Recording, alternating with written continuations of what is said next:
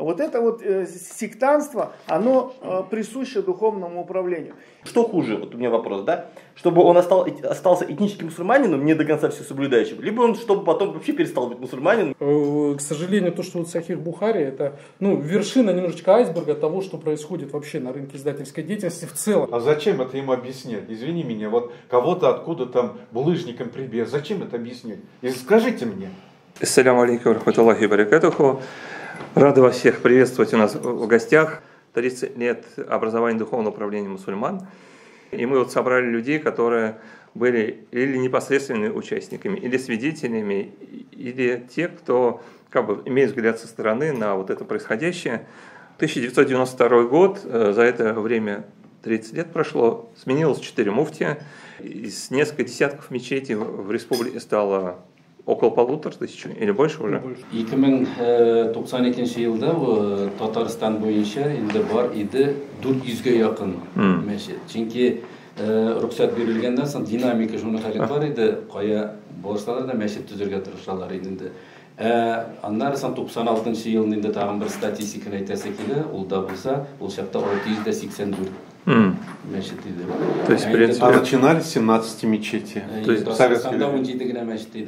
есть, стартанули мы в 88 году, по-моему, было 17. То есть 92 год это взрыв такой, то есть это религиозное возрождение, это национальное возрождение, это такое время. Илья рассказывал, как они самозахватом занимались, как они на рельсах намаз читали, это все было, да, то есть это вот 92 год, и Крис мы вспомнили, и Мухаммадию, и все было, да. Но я бы предложил, как вот начать нашу беседу. Сейчас вот в исторической науке есть такой подход истории повседневности, да, и, наверное, вот каждый, я просил бы там рассказать, зачем вам нужно духовное управление и как оно вот в вашей жизни сказалось. И через вот личный взгляд попытаться выйти на осмысление, насколько вот духовное управление важная роль или какую роль в современности играет. Вот уже говорили, что 4 муфтия. Есть у нас духовное управление, где муфтии вообще не менялись, то есть там не менялась муфтия, может быть, и парадигма тоже не менялась. Вот здесь можно сказать, что довольно четко прослеживается определенная тенденция. Я считаю, это очень хорошо. То есть мы начинали Абдулла Хазрата.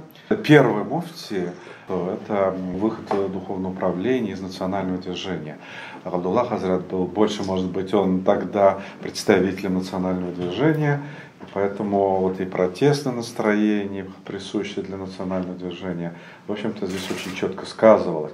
Но, может быть, он эту сторону абсолютизировал, но это, может быть, сыграло свою роль для него такое, что он уже потом перестал быть муфтием. Во второй муфтии, то есть мы видим, что роль Абдулла Хазрата в первую очередь заключается в том, что он сумел создать духовное управление мусульман, чтобы вычленить его из национального движения. Но это было очень важно. Когда мы говорим уже о второй муфтии, когда пришел уже духовное управление Усман Хазрат, Здесь начинается уже институционализация, структурализация. Можно сказать, что Усман Хазрат в России всех времен, может быть, духовных управлений, был самым эффективным менеджером. Именно благодаря Усман Хазрату практически в Татарстане были выстроены огромнейшее количество мечетей. Если смотреть динамику, здесь динамика просто зашкаливает. Плюс самоокупаемость, я так понимаю, государство не участвовало никак. Я работал в Рио с первых дней, был преподавателем, но практически никто не финансировал. Потом только начали выделять где-то 6 миллионов. То есть, это после терактов, я так понимаю, ситуация поменялась. На плечах Усман Хазрата. То есть он и огромная семья, и духовное управление. Татарская традиция, потом в 1998 году появилась и Российский исламский университет, были медресе, и финансирование, открытие мечети. С этой точки зрения, действительно, у него роль огромная. Но проблема, может быть, это было тоже вполне естественно, как и Абдулла Хазрата, то, что он выполнил этой функции. Но здесь идеологические, богословские вопросы, они, стояли на втором месте. Но здесь, может быть, это не вина и Усман Хазрата, в общем-то, времена были такие, то есть особо тогда никто не обращал внимания, масхабические вопросы мы особо не обсуждали, даже То есть, если смотреть эволюцию взглядов Валиулла Хазрата, мы видим, что это вот такой бородатый Венер Хазрат это разный или какой-то там. До этого он был комсомольцем. То есть, это издание Хатыи был комсорг. самых радикалов, в общем-то, имам. Ну, тогда, в общем-то, было вот стремление издать исламскую литературу, может быть, богословское содержание особо никто не анализировал. Ну, не понимали, наверное, Да, ну, может быть, да. То есть, любая книга об исламе считалась это хорошо. Вот поэтому очень много издавалось за рубежом, их привозили. Вот, вы знаете, что вот последние годы у Осман Хазрата было по этому поводу довольно серьезно со стороны властей, претензии, что очень мало внимания уделяется вот богословским проблемам, возрождению богословских традиций. Вот. Но третий муфти, когда пришел Дус Хазрата, здесь уже он переключился на богословские проблемы. Богословская проблема, ханафитский масхаб, здесь, может быть, это было доведено до уровня абсолютизации, но это тоже надо было, поскольку это период, когда необходимо было определить свои богословские ориентиры. Здесь он внес свою определенную лепту, правда, он муфтием работал, по-моему, только 2 года. Когда пришел уже Камиль Хазрат, мы видим, что здесь тоже есть определенное приоритетное направление. В первую очередь, система образования. То есть, не потому, что я этим занимаюсь, но система образования, честно, я являюсь председателем Совета по исламскому образованию, но я вижу, что, может, в Татарстане она более системно выстроена. И мы впервые, еще во времена Валиулла Хазрата, мы создали стандарты религиозного образования, правда, они тогда не работали. Потом мы пилотный проект запустили. Сейчас у нас все медресе и наш вуз, и Болгарская академия работает по разработанным религиозным стандартам. По сути дела, высшее образование у нас стандарт соответствует всем мировым мировому уровню исламского образования. Стандарт содержания имеется в виду.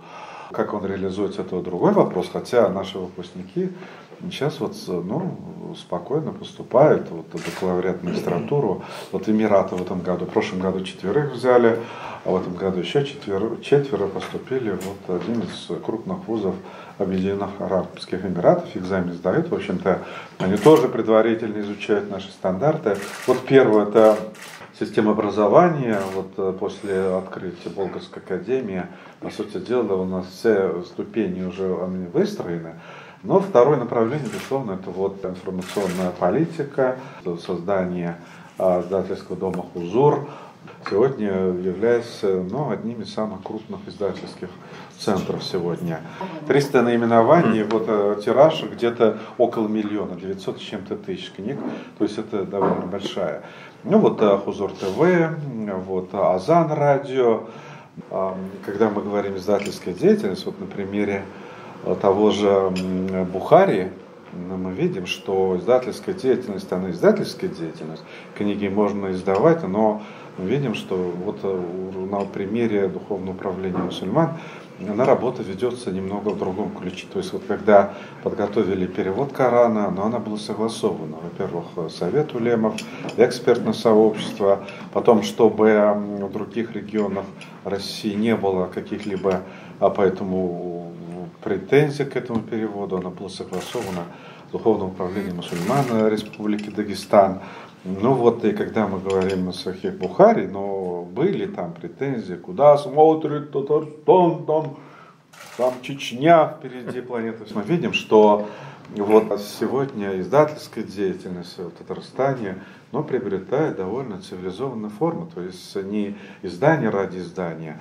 Но мы об этом же меньше говорим, что вопрос запрета книг, мы говорим, это районный суд, безобразие. Но это правильно, то есть на уровне районного суда запрещать там источники, это тоже неприлично.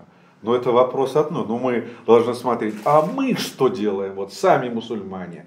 У нас вот просыпаются эти муфти, которых уже давно забыли, они по этому поводу радостно начинают спич там, вот хайп, то есть уже по поводу да, запрещают, куда смотрят, т. Потом они опять до следующего запрета уходят, сами ничего не делают, ничего не издают.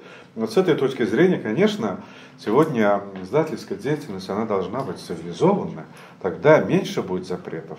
То есть государство будет запрещать, в общем-то, это его право, я думаю.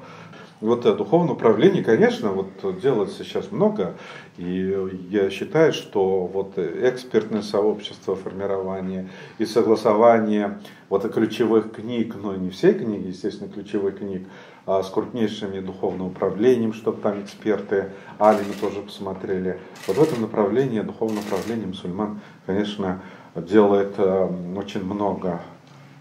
Расуль Эфенди. Да. По книгам вот буквально небольшая реплика по поводу того, что там неправильно перевели. Ну, мы не видели ни разу экспертизу, которая гласила о том, что вот книгу желательно запретить, потому что там неправильный перевод, вот на самом деле переводится так, а здесь переведено так, поэтому нежелательно его читать, потому что там не соответствует, да, оригиналу. Мы видим, что там находятся какие-то аяты, какие-то хадисы, которые якобы там могут привести читателя там, к каким-то неразумным экстремистским выходкам.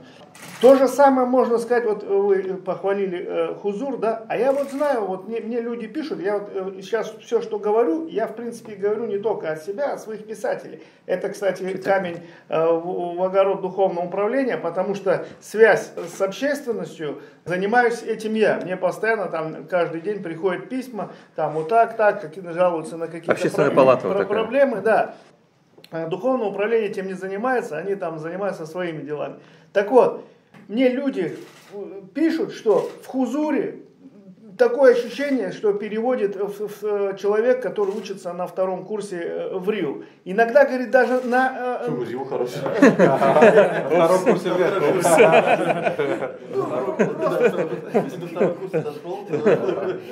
Бывает, что на обложке даже ошибки, да, там пишут там Марджани, там вместо Аль-Марджани или еще какие-то, я не помню, какие-то примеры мне приводили. Это давайте тогда хузур запрещать, но хузур же мы не будем запрещать, потому что это как бы от духовного управления. Тут вот такое коллизия. Не, но за качество перевода никто не запрещает. Нет, вот здесь уже... За качество нет. Я извиняюсь, здесь мы что-то вот зря я начинал. Вы эту тему вы должны быть затронуть. Вообще хадисы, вот революция хадиса вообще не переводили, как и Коран. Сказали, все это не для простых обывателей, не для простых первоисточник, да? Это первоисточник должны читать алимы богословы. Они должны читать в оригинале. Ну, должны быть вот небольшие сборники, может быть. Вот не случайно духовное управление взял, это пробированный уже начиная с 19 века сборник. Поэтому ни Коран не переводили, хадисы не переводили, и все спокойно жили. То есть все были вот ханафитами, все были матуридийские акиды, потому что они читали вот вместо Корана, но арабского не знали, они читали тафсиры. И поэтому они получали ту информацию, которая считалась. Но сегодня кому не лень, вот правда, ну, сейчас уже этого нет. В 90-е годы кому не лень переводили Коран, там пачками все издавали. Но кому не лень, там переводили хадисы, издавали. Но естественно, вот он прочитал этот вот убей там и так далее за эти. Но как он должен понимать вот рядовой мусульманин, который искренне верит, считает, что это источник. Если он здесь контекста не знает. Зачем ему это давать? Вообще, зачем ему это показывать на русском языке, этот хадис, когда этот мусульманин, в принципе, он неправильно его не поймет, и он никогда его не сможет делать.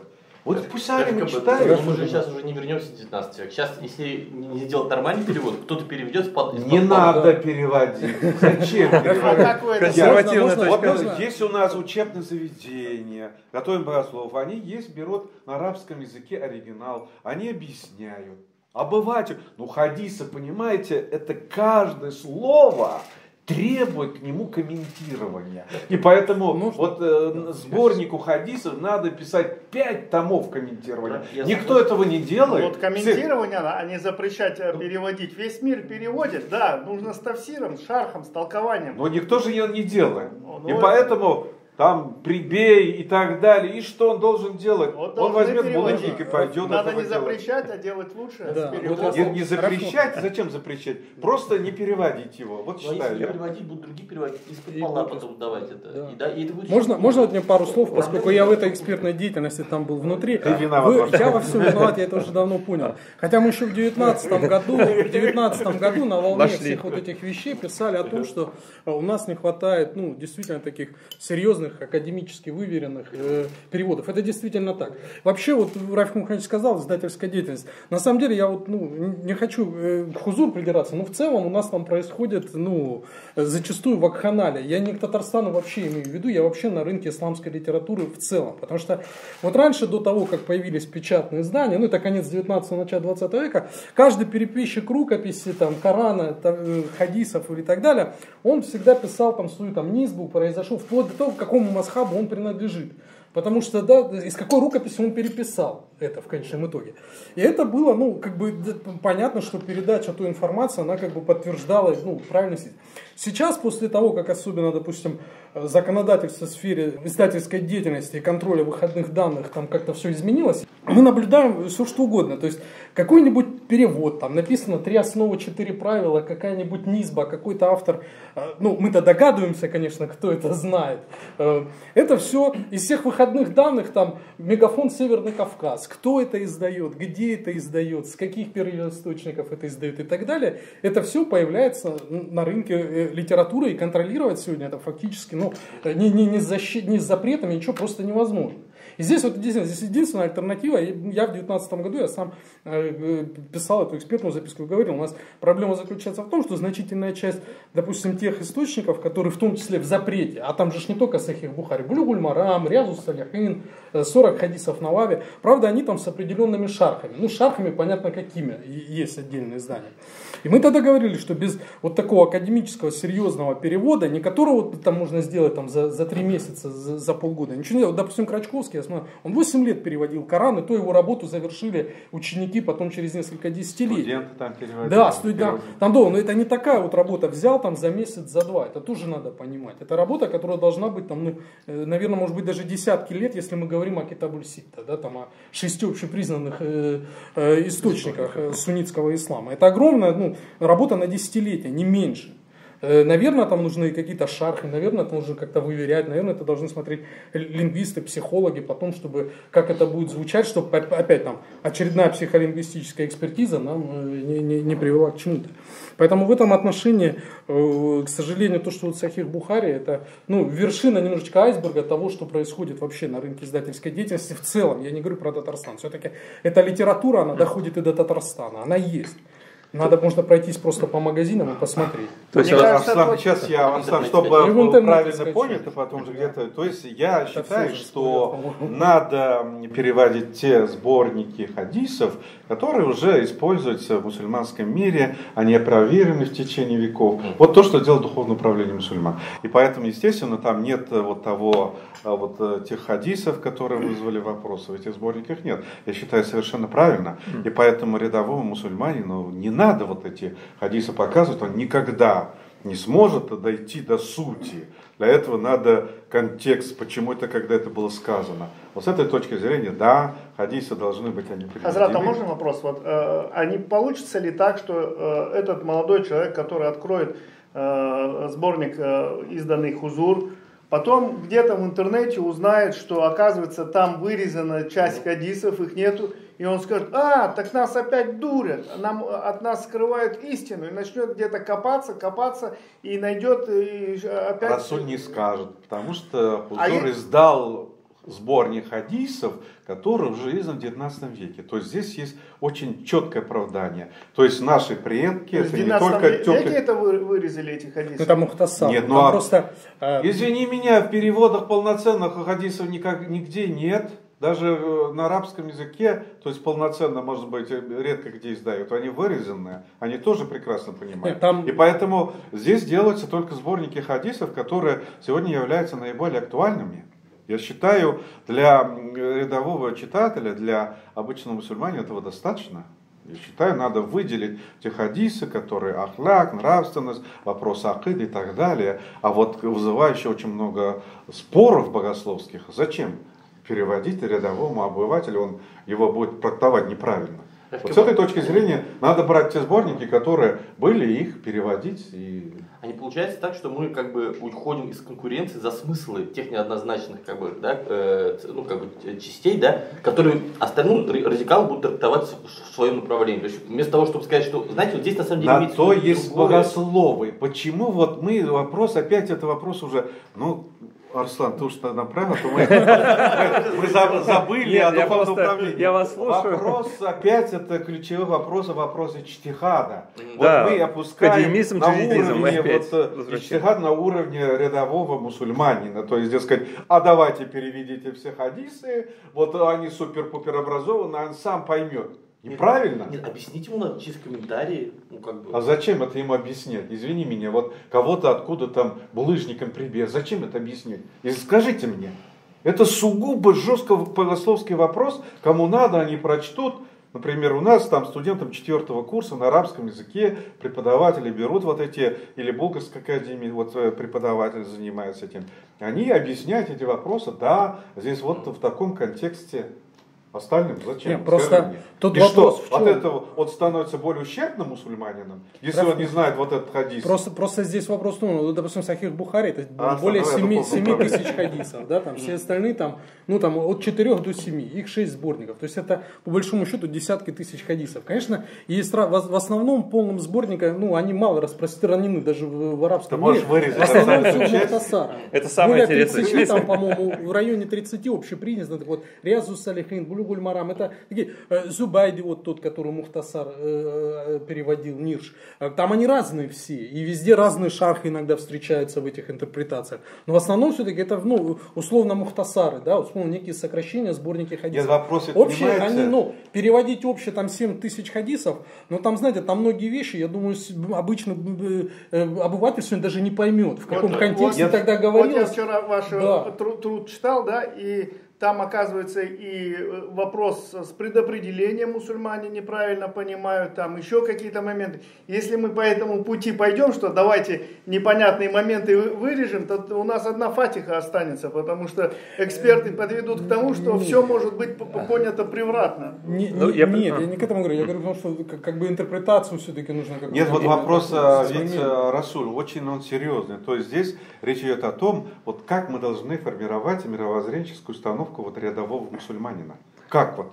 То есть, или мы им все переводим, вот тебе Коран читай, переводе этого, другого и так далее, вот тебе хадисы. Но как вот мы должны формировать? Вот я же говорю, наши предки были мудрыми, здесь были довольно жесткие ограничения.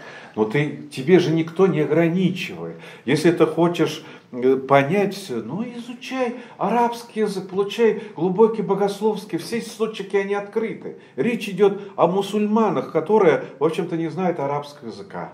Вот об этом речь. Каким образом правильно мы должны формировать мировоззренческие установки мусульман, которые... Дискуссия есть, мы же не... Да, вот вопрос в этом. То есть открывать все источники, это очень опасный рискованный путь на русском языке. Источники никто не запрещает, они есть. Пожалуйста, вот до революции, я же говорю, это был совершенно мудрый опыт наших предков татар.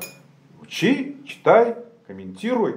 Если ты не знаешь арабского языка, ты правильно комментировать ни Коран, ни хадис не сможешь. Просто вы знаете, я как раз интервью тут брал у одного имама, Пензы, и вот он такую хорошую, интересную вещь сказал, говорит, я там слушал одного русского проповедника, он делал на русском языке шарх Бухари. Говорит, я, там закончил Аль-Асхар, я там учился долгое время, да, и мне, говорит, даже мне с образованием Аль-Асхара, вот Аль-Бухари на арабском трудно читать, потому что каждый хадис нужно посмотреть, каждое слово, что обозначает, там, толкование, залезть в этот му'джам, словарь, там, и так далее, шарх. А человек, говорит, уже сделал и на русском, как бы это переживал, да, я, говорит, не стесняюсь то, что я знаю арабский, слушаю на русском, мне легче, потому что человек прошел этот путь, и теперь он его, может быть, действительно, чем вот, как бы, потому что, человек скажет, ну, я вот хочу прочитать эти хадисы, начнет читать на арабском, если он на русском его правильно не мог понять, на арабском тем более вообще все превратно поймет. Читай богословские труды, комментарии. Если у тебя нет ума, поэтому, ну, знать, то есть не ума, знание. Не обязательно. Неправильно, да. Потому что мы же говорим таклид, то есть следование многовековым богословским традициям. Если подводить итоги вот этой нашей дискуссии, то есть самого интересного блока, может быть дальше еще интереснее. Первое, что тот, кто много работает, тот ошибается, кто ничего не делает, тот не ошибается, да, то есть это в отношении нашего духовного управления, да, то есть миллион книг, понятно, там есть вопрос дистрибуции, не все доходит, там, или там эти моменты, но делается работа, да. Валиуллах Хазрат, да, помните, это был прямо вот такой подвижник, я помню, на вот этой дешевой бумаге, он огромное количество книг, и я сам вот пользовался ими. Да, 1000 наименований, более миллиона тиражей. То есть, по сути, да, это вот уникальное явление даже для российского ислама было. Второй момент, мы сейчас вот как бы на самом деле я так вот слушаю, как бы, и ощущение, что вернулись в начало 20 века академисты, джадиды, то есть как бы надо, осмыслять не надо, то есть как бы, ну, это на самом деле богословский такой диспут, и он, наверное, не касается основной массы мусульман. Он был до джадидов. Да, то есть как бы это, да, я понимаю, что он очень интересно для мусульман практикующих, им хочется там вот докопаться до сути, до истины. Но это вот Рафик Аханде, переживший 30 лет духовного управления, он видел как на глазах, то есть как бы... К чему это приводит? Да, то есть как бы мы же 90-е помним, мы помним саудовские книги, и мы все это помним, мы помним и события в Казани, мы помним и наших выпускников мадресе, которых уезжали куда не надо, все это было, да, то есть как бы мы понимаем, это тоже издержки свободы, да, поэтому вот вопрос, нужна ли свобода в осмысление богословского наследия, это вот давайте оставим за рамками, да, и вернемся к теме 30-летия духовного управления. И Ильяс, я хотел бы дать слово, потому что вы вот скажите, как вы попали в водоворот событий создания духовного управления.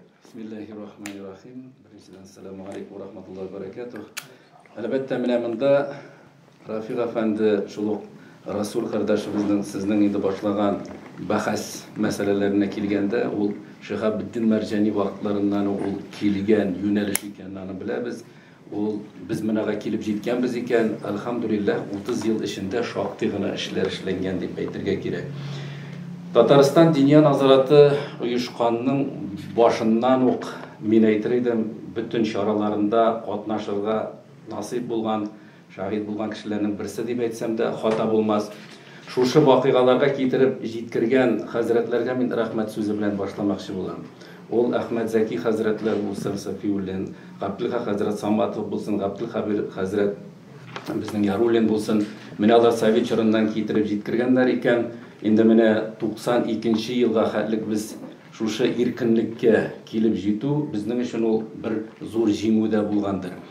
Инде Казанны, Татарстанны алганда, Татарстан Диния назаратына килгән вакытыбызда, менә беренче муфтиләрне инде Рафик әфәнде әйтеп китте, ул Габдулла хәзрәт чорында, ул инде 92дән алып безнең 98гә хәлек муфти булган вакытында, менә бу чорның бу шушы күчеш, күтәрелеш чоры. Бигрәк тә мәчетләрнең инде менә төзелә башлауы. Аннары соң биналарны кайтару. Безнең тарихи биналарны кайтарып туру, халыкка иркенлек бирү. Безнең иң беренче башланган, менә инде мин үзем мәдрәсә белән бәйле булгачтан, система образования, ягъни дини уку юнәлешенә килгәндә, ул безгә иркенлек биргәчтен, хәтерләсәгез, безнең шәкертләребез беренче партия китә башлады чит илгә. 92 елны.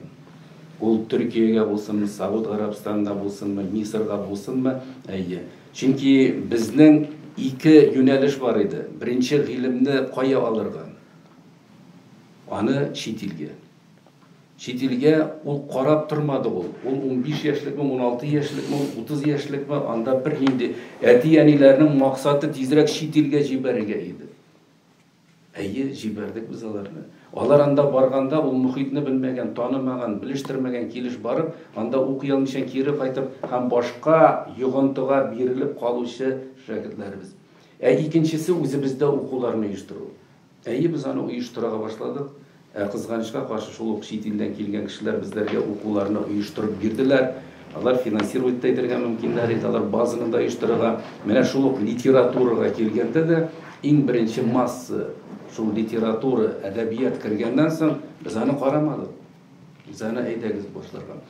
Кайчан 90-нчы елларның уртасында әти белән баланың арасында проблема китә башлагач, дәүләт белән гади кешенең арасында, җәмәгатьчелектә проблемалар китә башлагач, без карыйбыз үзебезнең җирлектә булган галимнәрнең эшен өйрәнеп, аларның мәдрәсәләрен, аларның программаларын, аларның хезмәтләрен өйрәнә башлагачтан, без бит башка якка караганда, шул гарәп илләренә караганда да без иң бай кешеләрнекен, иң мәгълүматлы, иң чыганаклы галимнәребез бездә. Аларны санап китәргә түгел, сез бөтенегез дә беләсез.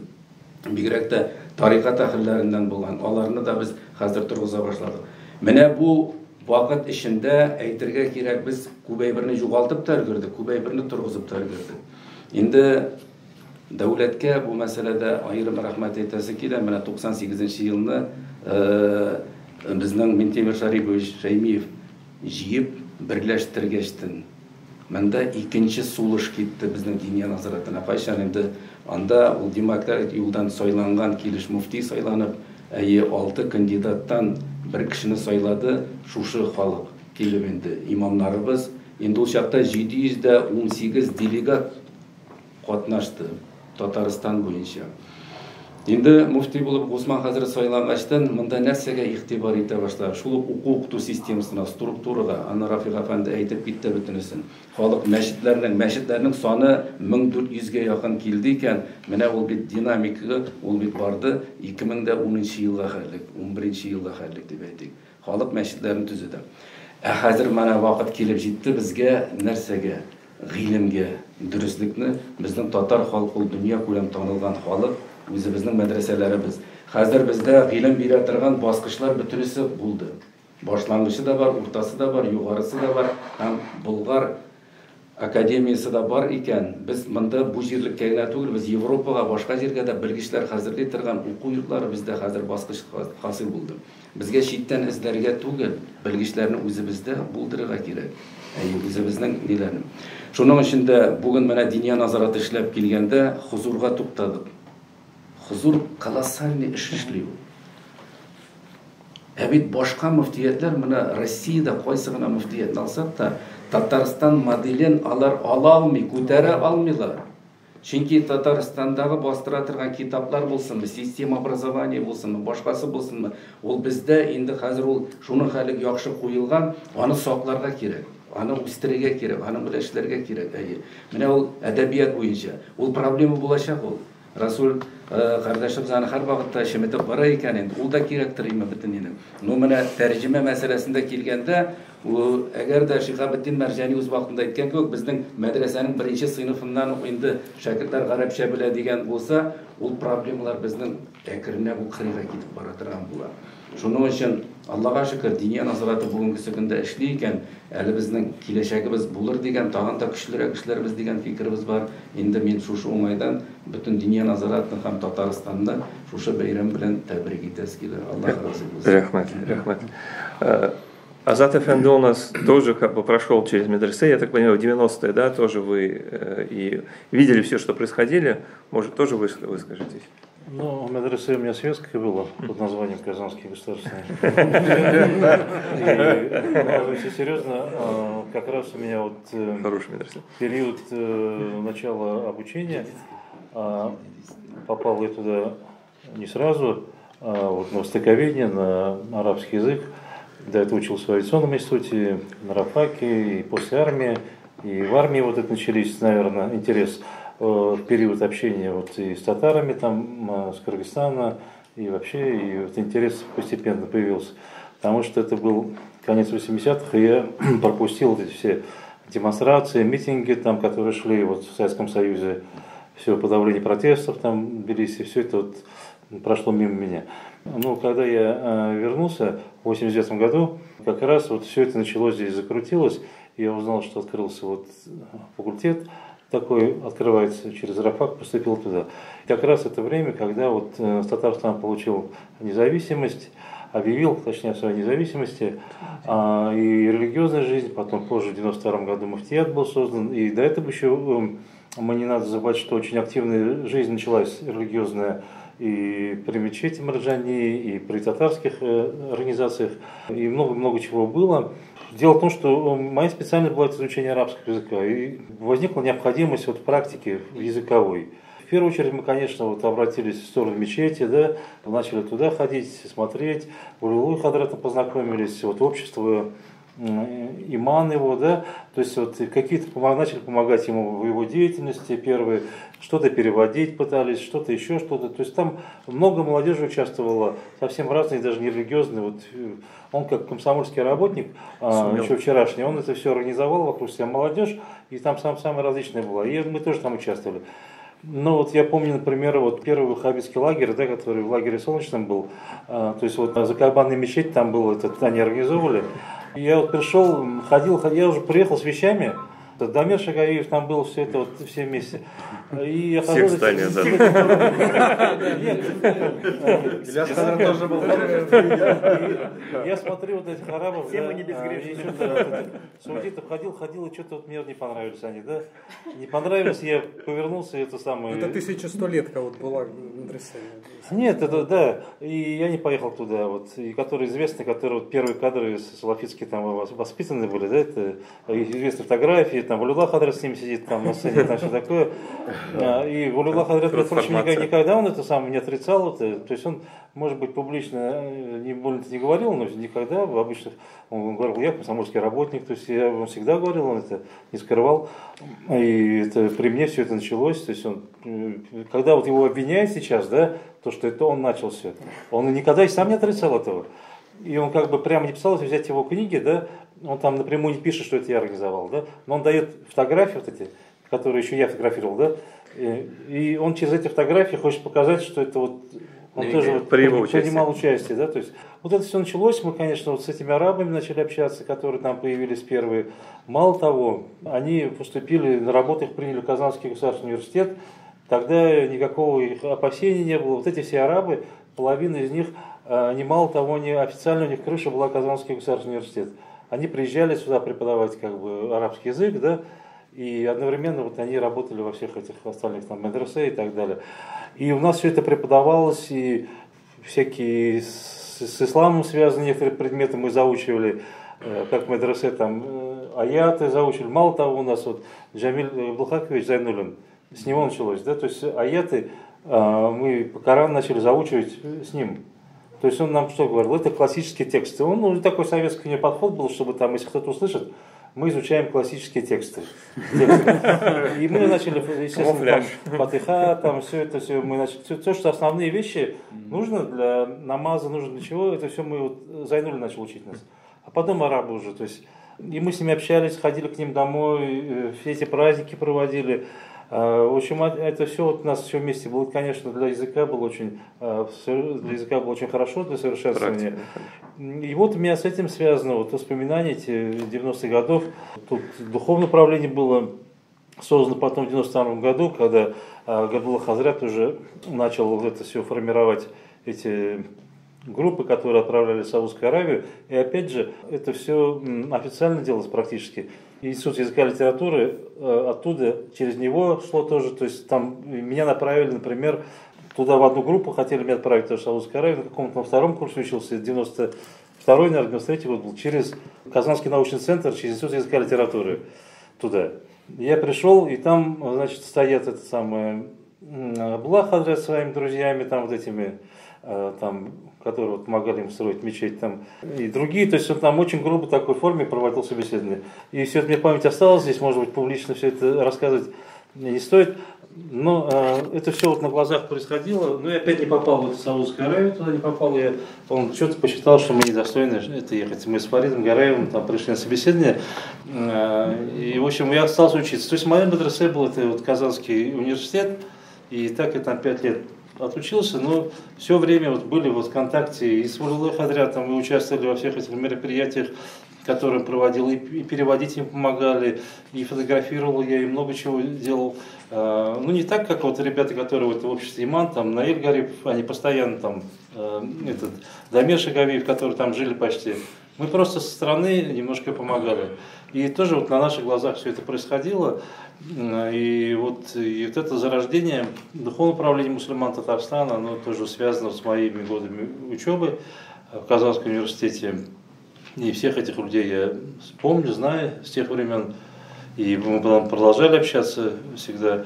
Вот. И как бы вот мое становление, может быть, вот моих взглядов, моей философии, не знаю, связано тоже с становлением духовного управления мусульман, и составлением вот, с началом возрождением или становлением этих институтов исламских в Казани, в Татарстане. Если продолжать тему 30-летия духовного управления, 3 ключевые вещи, может, каждый там сможет назвать, ключевые вещи, которые духовное управление смогло реализовать за эти 30 лет. И чего не смогло, может быть, 3 вещи, если есть такое. Хазрат. Ну вот первое, система образования. То есть сегодня реальная система образования, на уровне России. Там, то есть у нас по сравнению... есть Мухаммадия, у нас 8 медресе, вот 3 вуза. Казанский исламский университет, Российский и Булгарская исламская академия. Первое. Второе, издательская деятельность. С Расулем я частично согласен. Первые годы хузур к изданию было не только письма, то есть мы тоже, в общем-то, но сейчас они, в общем-то, в профессиональном плане у них довольно резкий скачок роста, то есть издания стали более профессиональными. Но третье, я могу сказать, что сейчас Совет улемов, хотя, может быть, он публично очень не видно, но довольно профессионально работает Совет улемов, они издают очень много фетов, актуальные вопросы отвечают. Да, актуальные вопросы. Но я так понимаю, вещь, которую мне удалось реализовать, это Всероссийский экспертный совет, да, мы же прямо начали. Нет, это тоже не задача, может быть, духовного управления мусульман. Если вы помните, в Минюсте экспертный совет был создан. То есть Министерство юстиции Российской Федерации, экспертный совет он был создан, правда, он, скорее всего, там ничего не делает, его и не видно. Там, они занимаются не анализом литературы и так далее, там несколько другие задачи стоят. Они как раз регистрация организаций, там, что это за направление, там они этим занимаются, они не занимаются анализом литературы. Это что другое. Да. Это что касается регистрации. Экспертный совет тоже ведь вопрос. Это, если он даже будет, теоретически сегодня уже есть издательство, не каждое издательство обязано дать свои книги. Вот экспертный совет, и никто его заставлять не может. Да, духовное управление, издавая свои книги, они пропускают через экспертное сообщество и так далее. Но есть другие независимые издательства, они так и будут издавать. Вот здесь, в общем-то, если мы даже создадим экспертное сообщество, это вовсе не означает, что все книги пройдут через это. Это невозможно. Это должна быть уже соответствующая издательская политика. То есть они сами должны понимать, что занимаются очень серьезной проблемой не только издания книг, а формирование мировоззренческих установок мусульман. Сейчас, в общем-то, мы видим здесь прогресс, случайных издательств уже все меньше и меньше. Остаются крупные игроки, которые издают серьезно. Я уже говорил, Диля, издательский дом Медина издает, Хузур. В общем-то, большие игроки остаются. Иранцы активно работают. Да, Иран, Садр, они слишком активно работают. Да, здесь, даже в Москве. В Москве? Сейчас, если зайдешь книжные магазины, там где-то в магазинах до 80% книг на русском языке это издание Садр или шиитские, к сожалению. То есть здесь мы уступаем. То есть этот рынок, они очень активно работают российским научным сообществом, то есть Институт востоковедения, Институт философии РАН. То есть, а что не удалось? Или что впереди надо сделать? Давай смягчим формулировку. Когда мы же говорим, что духовное управление, религиозная организация, как это было до революции, они должны быть финансово относительно независимые. Здесь, конечно, вакуфная система, может быть, и до революции, кстати, А в Центральной России вакуфная система она работала не очень эффективно. Вот крымская, вот только муфтият вакуф было больше. Но вот с этой точки зрения, конечно, может быть, больше работать. Для нас очень важно привлекать вот меценатов, для того, чтобы вакуфная система работала. Формировать бюджеты для учебных заведений довольно сложно. Но с этой точки зрения, конечно, может быть, создание более мощной мусульманской инфраструктуры для того, чтобы обеспечивать умму, но сегодня очень актуально. Данис Эфенди, вот социолог, вы как бы и за рубежом у нас посмотрели, как устроен ислам. Может, вы что-то вот... Ну, я, конечно, свой взгляд... Как наблюдаете? Он критиковать. Нет, я свой взгляд как взгляд со стороны никак не могу. Хорошо, я у Рафика бы работал, например. Вы действительно... Я заинтересован... Работаешь же, работал. Поэтому можно, аффилированный лицом. Но тем не менее. Не, на самом деле, вот зря вы ждете от меня какой-то критики, если честно. Вот. Потому что, в принципе, хорошо, я скажу так, вот, в первую очередь, например, то, что я считаю духовным управлением мусульман еще со времен Усман Хазрата, и сейчас справляется это из создания инфраструктуры, вот этой, да, то есть мечети, медресе, то есть так далее. Ну, я не знаю, где лучше, чем в Татарстане, может, в Дагестане, может, там, да, в Чечне, да, но, как бы, у нас, как бы, своя специфика, и вот, учитывая эту специфику, я думаю, что самое эффективное, мне так кажется, что это самый эффективный муфтият. Не сложно там вот 3 плюсы, 3 минуса, как бы, да, то есть, актуализация для меня ислама, в том числе, по факту, была связана именно с татарской, как бы, идентичностью, да, и вот этот момент, он для меня, например, действительно, нулевые годы, это все-таки было не так четко, как бы, вот, выражено, как сейчас, да, то есть, сейчас, мне кажется, что вот эта ответственность за татарскую идентичность, она сейчас в большей степени проявляется, нежели чем нулевые годы. Хотя в нулевые годы тоже Усман Хазрат говорил по-татарски, да, то есть он как бы тоже был там, понятно, патриотом, как бы, вот. Когда я стал как бы возвращаться в ислам, скажем так, да, то есть снова как бы вот интересоваться этим всерьез, да, и Арслан, ты знаешь, я там еще в студенческие годы ходил на какие-то там мероприятия, которые организовывали вы еще. Вот. Для меня как раз вот это вот хотелось, чтобы Казань стала центром татаро-мусульманского вот этого, вот, то есть моя студенческая такая вот как бы восприятие всего, или постстуденческого, что Казань центр татаро-мусульманского мира, скажем так, да. Де-факто это так и есть, да, но все равно как бы есть же эта разобщенность, да, и вот как бы хотелось бы, чтобы духовное управление мусульман, как мне кажется, она и работает в этом направлении, как бы вопросов нет, да, но как-то мы все равно же видим, что есть эта разобщенность среди, и преодолеть ее очень сложно, да, то есть как бы, я не говорю всех мусульман России, я имею в виду именно татаро-мусульманскую часть, да, есть и Цедум, есть Дум РФ сейчас это называется, да, то есть и так далее, то есть как бы есть какая-то, то есть вот что можно было бы еще сделать в этом направлении? У меня нету как бы решения, рецепта, да, я понимаю, что проводится вот у нас форум регулярный и так далее, то есть, наверное, хотелось бы, чтобы эта составляющая, это моя субъективная, это не как эксперта, это как татарин и мусульманин, то есть в данном случае я говорю, да, то есть, вот и все, собственно говоря, то есть, как бы, во всем остальном, а что, и вправду плохо. Расуль Эфенди, может, вы добавите критику, а то мы ждем критику. Да, полезную, конструктивную. То есть вы как человек из народа, то есть, как бы, да, то есть у вас обратная связь, вы коммуникатор. Что люди-то думают?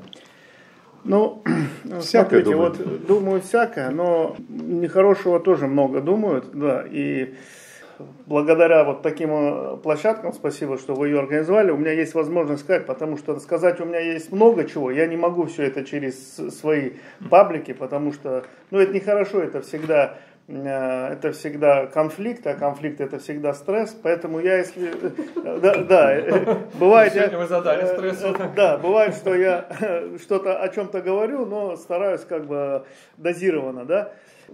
Рафик Эфенди вот такую сделал ремарку, что вот был, Габдулла Хазрат в нужное время, в нужном месте. Бурные 90-е, вот все бурлило, там национальные движения, и он по характеру был такой вот мятежный дух.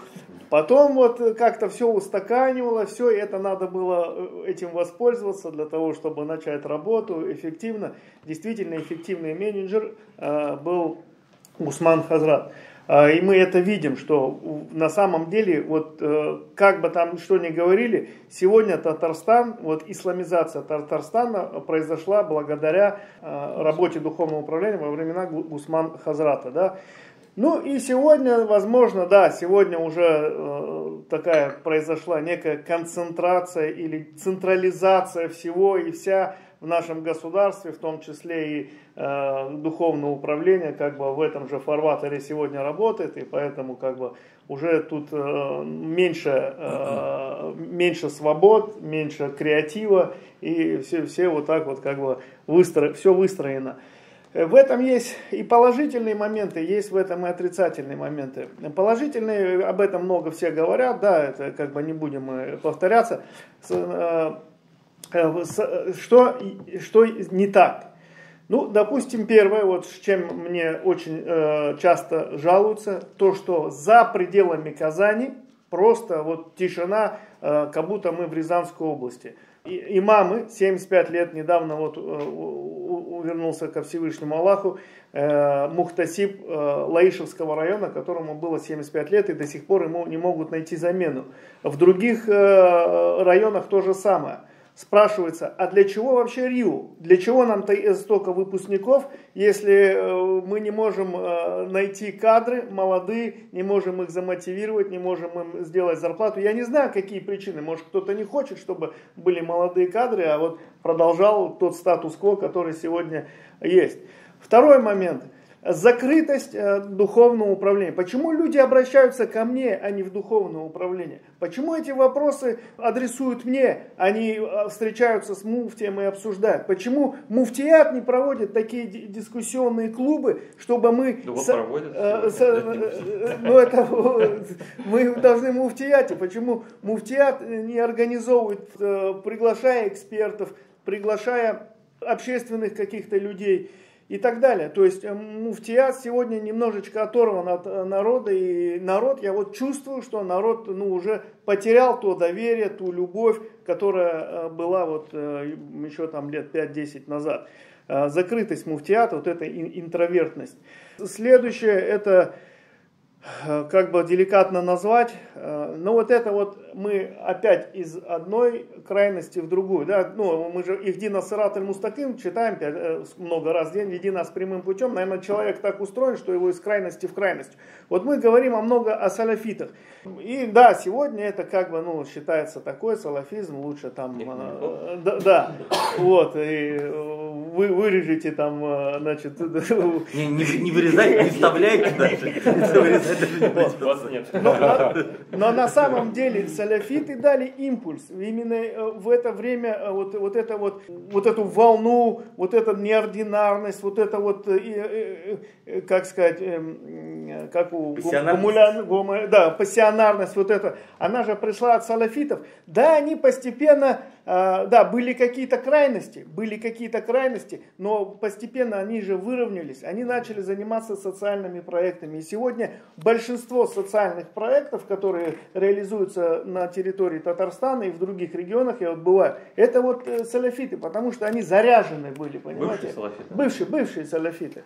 Вот. Важно. Да, бывших не бывает, бывшие салафиты. Да. В органах. А вот это, ну, сегодня мы пришли, да, там, вот, ашаризм, матуридизм, вот это очень важно, но я смотрю, ну, вот такая вот подача, она тоже превратила людей в каких-то сектантов, потому что, ну, то есть, как вот один мне недавно имам там заезжал в гости учиться, закончил РИУ, он говорит, ну, он учился и в он обозвал нас сектантами. Да, не вас сектантами, а вот такой вот подход сектантский, когда, говорит, некоторые выпускники ничего не поняли в исламе, но зато вот у них в глазах враги, вот салафиты, надо бороться с ваххабизмом. То есть и сегодня в Татарстане это очень частое проявление, когда вместо того, чтобы дать что-то позитивное, чему-то научить, каким-то социальным проектам, что-то это, мы опять 80% нашей риторики ваххабиты, давайте с ними бороться. На самом деле нет, муфти, ты же говоришь, что по любому вопросу нет, Расул этого нет на самом деле. Сейчас уже вот чтобы бороться против них. Ну, у нас тем более. Это не один человек мне сказал. Я вот скажу, мне даже один человек, который состоит в тарикате, тоже как бы там с Турцией связан, он говорит, мы при муфти и салафиты, у нас был зеленый свет. А сегодня нам везде перекрывают кислород, говорит, хотя вроде бы, ну, мы на одной волне, там, как бы у нас там, мы где-то вместе в Турции учились, там, в соседних микрорайонах там были, и сегодня у нас, говорит, по проблемы, там отжали, тут забрали, тут это же вообще, говорит, непонятно, что происходит. Это есть, и это действительно, я вот вам говорю, может, до вас не доходит то, о чем думает народ, да, простые мусульмане. Сегодня вот так вот сложилось мнение, что вот это вот сектантство, оно присуще духовному управлению. Нету работы с научным сообществом, со светским сообществом, да, то есть, ну вот это вот какая-то вот такая вот зашоренность, это имеет место быть, и это как бы не стоит, мне кажется, отрицать. Данис Афендис оппонировать хотел? Да, у меня нет, ты же оппонировать, вот, и по поводу минусов, сейчас спрашиваю. Ты тоже вспомнил минус. Есть уже Ящик гулять. Давайте. На самом деле, мне кажется, что у нас часто, ну это как уже взгляд мой немного как социолога, да, то есть со стороны, но не только. То есть вот у нас, мне кажется, плохо поставлена работа с так называемыми этническими мусульманами, то, что сейчас принято, ну то, что давно принято говорить. То есть, да. Что я имею в виду? То есть многих вот этнических так называемых мусульман, да, несколько такой излишне консервативный тренд, он отталкивает. Там, условно говоря, там одна, ну, там, моя знакомая, это абсолютно светская, ну, татарка, но при этом, как вроде бы, ну, мусульманка себя считает, но она не понимает, что значит для нее быть мусульманкой, потому что, в принципе, у нее абсолютно светский образ жизни. Да, и она говорит, хотелось бы такой френдли ислам, да, то есть такой, с одной стороны, с точки зрения, конечно же, такой вот, ну, как сказать, ортодоксии. Реформаторство пошло. Я понимаю, я понимаю. Я понимаю. Джадидизм это какой-то. Да, я согласен, что это действительно... Сразу видно друг Мухутдинова, нет? Нет, подожди. Страшнее. Давай. Я полностью поддерживаю.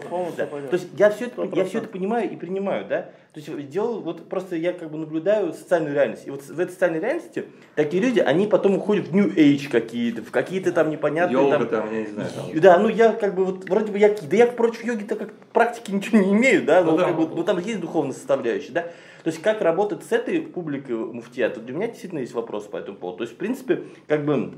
Это все как по вопросу о сохранении метод, да, сохранении идентичности, да, то есть там, условно, некоторые мои там знакомые, они говорят, что ну там как бы вот есть какие-то более прогрессивные подходы, да, когда вот вроде бы, ну, у других религий, да, и они как бы порой начинают казаться более привлекательными, да, то есть, но надо понимать, что, в принципе, этнических мусульман все-таки большинство, да, и как вот, ну, что хуже, вот у меня вопрос, да, чтобы он остался этническим мусульманином, не до конца все соблюдающим, либо он, чтобы потом вообще перестал быть мусульманином и как бы стал там буддистом, там, я не знаю, там, с точки зрения муфтията, вот у меня вопрос, да, вот вопрос к муфтияту у меня такой. То есть, хорошо, мы как бы от джадидизма, как бы можем... Пусть будет светским, чем сектантом нам. Вот именно, вот вопрос, да, а у него же духовные потребности есть, да, вот эти духовные потребности нужно каким-то образом реализовывать как-то, да, отвечать на эти духовные потребности. И вот вопрос, как бы все-таки по ханафитскому мазхабу человек себя считает мусульманином, но он все-таки мусульманин, да, то есть, как бы, если я правильно понимаю, в конечном итоге, как бы, ну, мне кажется, что для муфтията это очень важное направление, которое, как бы, над которым нужно работать. Потому что, условно говоря, потому что такие люди, они реально близки к тому, чтобы просто вообще перестать быть мусульманами, да, то есть, может, как бы с точки зрения ислама, с точки зрения муфтията, наверное, лучше, чтобы они остались в лоне ислама, но для этого нужен продукт. Это так называемый friendly ислам. Да, это ужасно, наверное, звучит с точки зрения... Евроислам у нас был. Ну вот, понимаете, да, ну евроислам, ну, ведь Рафаэль Сигарович все это родилось же, наверное, не просто от того, что ему это хотелось, он же видел, как бы, да, как бы, есть определенные социальные процессы, да, есть определенный запрос. У меня вот, конечно, тоже к нему критический взгляд, ну, в смысле, как евроислам. Он что-то забыл потом, он евроислам слово все-таки забыл. Да, забыл. Ну, то есть, переключился на джадидизм. То есть, как бы, мне кажется, вот, тем не менее, проблема-то осталась, да, и проблема осталась, и... Как вот сработать с этой, на самом деле, очень большой публикой, и вот я, честно говоря, не очень вижу. Да, вот это. Мне кажется, знаете, вот, мне кажется, то, что вот про Мухутдинова, евроислам, там концепт, там это цель, то есть ислам должен быть такой, а здесь же разговор идет про средства, то есть не для того, чтобы ислам реформировать вот для этих людей, а просто подход, то есть он подход. Да. То есть привлекательный подход. Да. Можно я защиту. Пропагандировать. На вопросы Расула и на ваш же вопрос. Ну, по этнических мусульман, да. На самом деле работаем с этой аудиторией. Она, конечно, действительно у нас поменьше, но вот эти вот занятия, школа одного дня, по 100, даже до 150 человек мы за раз, за поток обучаем людей, вот они по выходу вот за 7 уроков становятся практикующими мусульманами, понимаете, люди приходят, мы за интенсивные это Казань? курсы. Это в Казани? Это Казань, теперь это Казань, ну вот, например, начинается 17 октября, следующий потом в год, мы 2 раза такие курсы краткосрочные, экспресс-курсы. Это при муфтияте, при мечети, это при... Ну, это... Или это какая-то инициатива? Нет, это Думарте. Думарте. Это Думарте, да. Теперь эта практика, она сейчас распространяется в некоторых Мухтасибатах, да. Ну, опять же, тут зависит от активности мухтасибов, да, кто как с молодежью работает. В 2 раза в год вот по больше 200 человек, они вот по сути становятся на намаз, по сути становятся практикующими мусульманами. Потом, как можно привлечь, да, внимание этнических мусульман, это, конечно, у многих о религии в основном понятие, что если человек религиозный, значит, он должен совершать много благих дел. Благое дело – это в первую очередь благотворительность.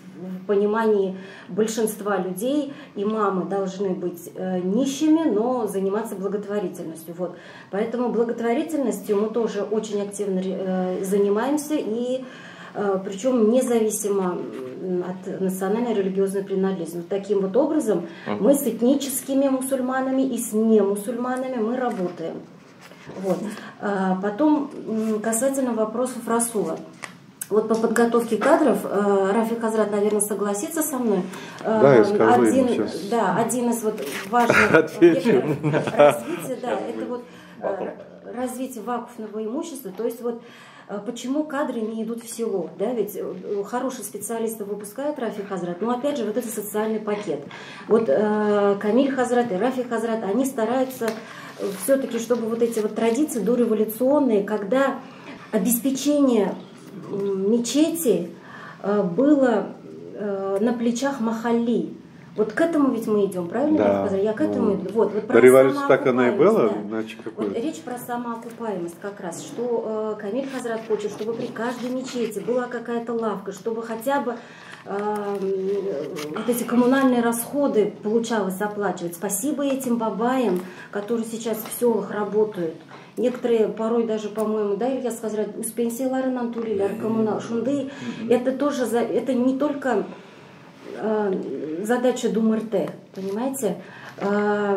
Люди должны быть заинтересованы в том, чтобы в их селе работала мечеть. А есть наоборот, вот такие мухтасибаты или такие махали, вот, например, в Кукмарском районе сельчане сами обратились к имаму, сказали: ты только работай, мы будем тебе платить зарплату, мы отремонтируем мечеть, они ее содержат, они там убираются сами, понимаете? Это вот махалля проявляет заинтересованность.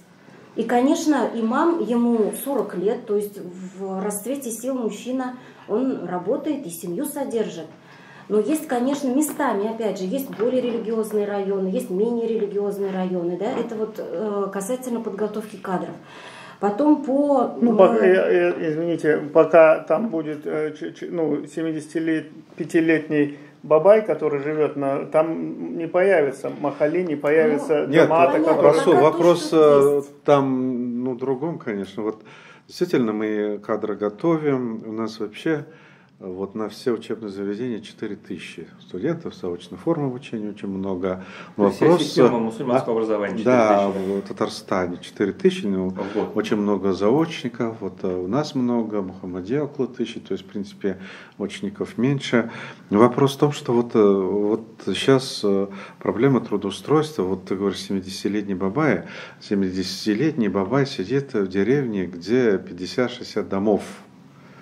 То есть мы, естественно, Ильят Хазрат отправляет, мы туда молодой, он год, может быть, продержаться, женился, он уйдет. То есть закрепить молодого имама становится с каждым годом сложнее, потому что в Татарстане вот это уже городские мечети крупных населенных пунктов, они все уже заполнены, и поэтому мечети в небольших деревнях. И поэтому мы рады, счастливы, что бабай там еще занимается этим делом.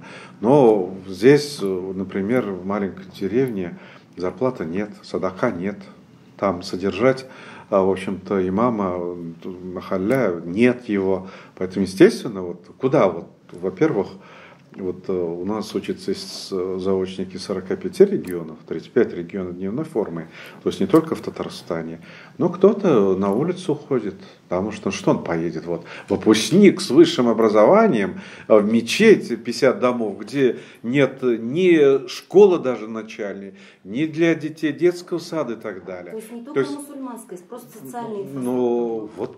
Это проблема, поэтому мы работаем с мухтасибами. То есть это проблема, мы все прекрасно знаем. Работаем мухтасибами, мы говорим, ну найдите вот эту небольшую деревню, там может быть молодой пенсионер, потому что молодых там нет, чтобы он учился заочно у Ильяс Хазрата, или у нас, или Мухаммадия, чтобы он получил, чтобы эти деревни обеспечивать имамами. То есть это целая проблема. То есть даже вопрос не в том, что мы достаточно не готовим, куда они уходят. Такое понимание проблемы это есть, да? Ну, естественно, мы сейчас духовное управление, сейчас мы делаем уже вот, ну, кадры тоже, вот у нас около 15%, 70-80 лет, то есть бабай. Это в основном в небольших деревнях. В крупных деревнях, в общем, тоже, где есть школа, молодые мамы работают, потому что жена, где вот детский сад есть, жене где работать. А в сельских вот маленьких нет. Это его ни за что не закрепишь. Ты можешь ему заплатить 50 тысяч зарплату. Жена, вот если он сам захочет, жена с детьми скажет, где детей? В соседней деревне школу. То есть это вот проблема. Можно? Не, вот я можно начну вообще с самого начала. Вот, сначала. Все будешь комментировать, что ли? Бухари был в начале. Создано 15 сентября, это имеется в виду регистрация произошла. Потому что, я насколько помню, съезд был в 20-х. Это такой августовский путь в Башкирии и в Татарстане, когда в 20-х числах, 92-м. Анда просто зиылдыла 22 августа, анда кандидатурно определяли и уставно. Но это было именно в Набережных Челнах. Да, уже раскручено. А до этого за день или за два в Уфе был съезд Духовного управления. А ты у Талгат Хазрата участвовал? Я еще не участвовал. Это было позднее, уже там к середине 90-х, поэтому я вот тут фраза, как я был немножко с другой стороны баррикад. Вы все знаете, Патей Жан Мулла учился, он может скрывать где-то, нет? Нет, не скрываю. И мы, конечно, видели, вот, то есть мы были по ту сторону баррикад, ну, в основном с Думабы, конечно, в то время так воевали. Да. А до Татарстана там только отдельные вылазки были. А вот с Талгат Хазратом. Ну, это отдельная история, потому что я видел, как он же ученик Талгат Хазрата. А 21 октября уже отсюда, да, но в тот период, я за 92-й не берусь, но вообще вот период 90-х, середины, наверное, это все-таки такое вот подвижничество, и люди туда шли в это, как бы, во-первых, распад экономической системы вытеснило много людей, там учились, в медресе шли все, начиная там от, я извиняюсь, вчерашних гопников и заканчивая инженерами, уголовники и все, и заканчивая инженерами и так далее. И они, собственно говоря, закладывали тренд основной развития исламского возрождения. Там. И действительно, вот духовное управление Татарстана сделало очень много. По сравнению с другими духовными управлениями, оно достаточно эффективно. Есть система мухтасибатов, казыятов. Все это как-то работает и действительно крутится. И вот значительная часть этих достижений, это не только и исламское образование, и инфраструктура великолепная, да, которую, прочее. Потому что есть проблемы, да, вот мы проводим социологические опросы по казанским мечетям и так далее. Там несколько проблем вырисовывается. Первое, там недовольны там исламскими СМИ, условно. Я опять без всяких... Расуль ваша гора. Не. Знаете, я считаю, вот, кстати, вот этот камень в огород, он такой традиционный. Ну, как бы, у нас же там свобода слова, и много чего говорят, и люди традиционно недовольны там о том, что вообще что-то говорят. Но вот, кстати, тот тренд по поводу общения, создания каких-то современных площадок, там, он действительно один из самых, я сейчас просто не могу привести цифры по вопросам, но он один из самых таких значимых вопросов. И здесь вот тоже... люди хотят обмениваться мнением. Или как молодежь, вот смотрите, молодежь, она говорит, нам нужны формы общения, вот нам не хватает общения, каких-то клубов, каких-то организаций и так далее. Запрос там действительно есть. Я, по-моему, когда выступал на конференции, об этом говорил, на молодежной. Да? Я цифры даже приведу, потому что у нас социологические опросы это есть. К сожалению, эту нишу сейчас захватывают псевдопсихологи сейчас. То есть эту нишу постепенно они туда лезут. Здесь просто сами духовное управление, все-таки они живут современно.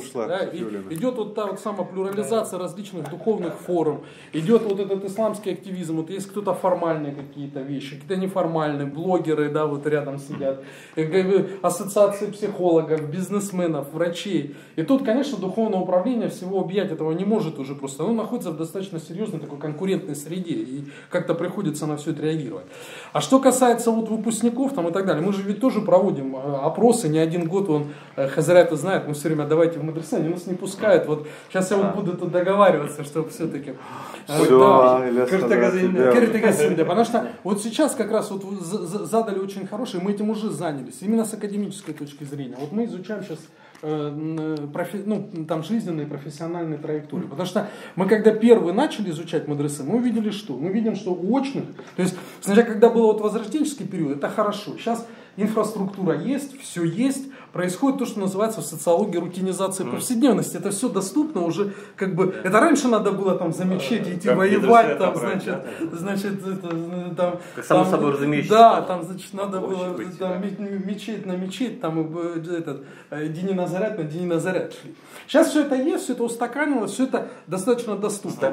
Стабильность. Потом для большинства, допустим, есть у нас светская система образования, которой не было еще тогда, в тот период классический. Сейчас, пожалуйста, иди поступай. У нас даже федеральные вузы сейчас, они, извините, борются за абитуриента. Приходи, лишь бы пришел. Потому что я не говорю же о массе. Естественно, люди, вот сказать, чтобы шли в систему исламского образования, вот прям, ну, такого, правда, уже как бы все-таки нет. И более того, другая проблема, мы когда исследовали именно очников. Потому что там идет большой отсев. Первый курс, второй, третий курс, ну, люди приходят, уходят, потом в какие-то другие идут религиозные, светские иногда учреждения и так далее. И на остатки там, немного доходит. И вот проблема вот этих профессиональных траекторий, да, кто куда выбирает, кто куда идет, она вот и для нас сейчас очень важна. Поэтому действительно тут проблема, вот Расул говорит, если приезжает, то не хочет вот нынешний молодой человек, выросший уже в этой ситуации, да, вот исламского возрождения, этой исламской инфраструктуры и так далее, он, пожив, отучившись в Казанском мадресе, ехать там в Лаишево или в Кукмарский район, но он не захочет. Это действительно просто вот как Лаишево, Кукмар, может, и захочет, там есть более худший вариант. Это не самое, Лаишево, и там это Камское устье, там хорошо. А кое-какие регионы так вообще. То есть это проблема просто существующая объективно. И с этим ничего не поделать. Это и светское то же самое, в школах то же самое, учителя в школах сельских. И то же самое с трудоустройством. Не хочет народ у нас. И вот он закончил вуз, я же часто сталкиваюсь. Они куда хотят сразу? Они считают, там менеджер высшего звена, там, государственный чиновник и так далее. Я вот сейчас дополню этот момент. Рафик Хазрат, наверное, более грамотно это потом выразит. Вот сейчас, когда приходит за разрешение в Думу РТ на строительство мечети, у нас каким образом эта работа выстраивается? Прежде чем дается разрешение на строительство мечети, муфтият сразу ставит вопрос о том, кто будет имамом. То есть, по-моему, даже до строительства мечети еще назначается имам. Правильно ведь? Нет, они согласуют, уже начинают обсуждать этот вопрос. Да, если у него там недостаточно образования, сразу же ставится вопрос о том, как он будет учиться. Опять же, на время учебы его нужно содержать. Дальше, где будет жить этот имам? Обязательно при мечети, вот, например, Ахмадзаки, вот мы сейчас вспоминаем последнюю новую мечеть, это ведь целый комплекс. Сейчас мы к этому идем, тренд ведь такой задан, что мечеть не сама по себе, а там и наидхана должен быть. Инфраструктура, чтобы содержать. И для вот этих вот банкетов тоже нужно как-то жить и так далее. Вот сейчас тренд такой.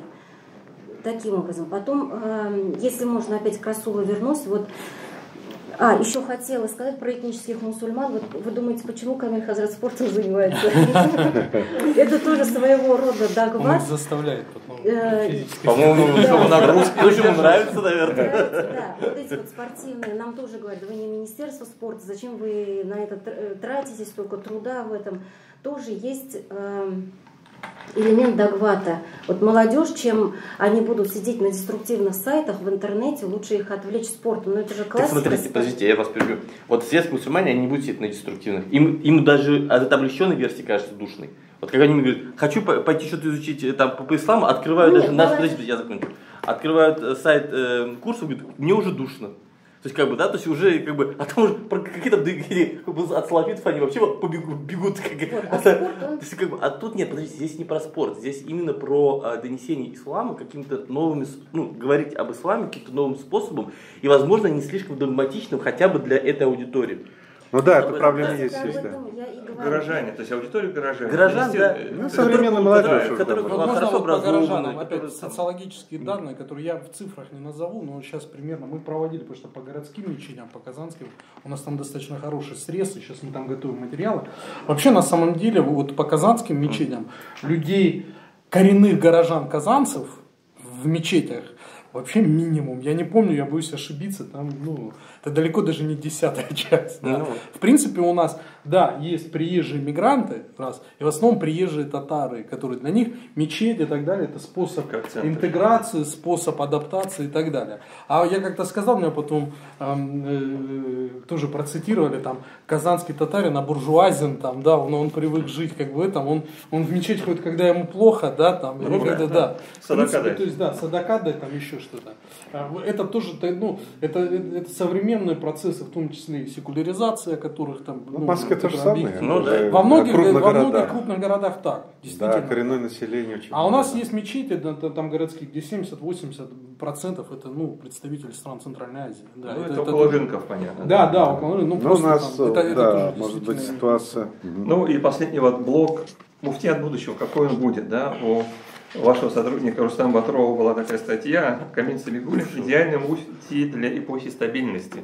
Вы ее читали, ее можно там спорить, не спорить, но ощущение, что сейчас у нас стабильность сменяется более динамичным периодом. И вот что будет дальше? Вот как бы прошу каждого высказаться и как бы подытожить нашу встречу. Ну, не знаю, что дальше, это как бы мы не знаем вообще, это в руках Аллаха, да, Аллах, что дальше будет. Но то, что сейчас есть, я считаю, неплохо, потому что, вот, по крайней мере, прекратились эти распри, поиски врагов народа. Это вот сильно всех напрягло при Файзове, да.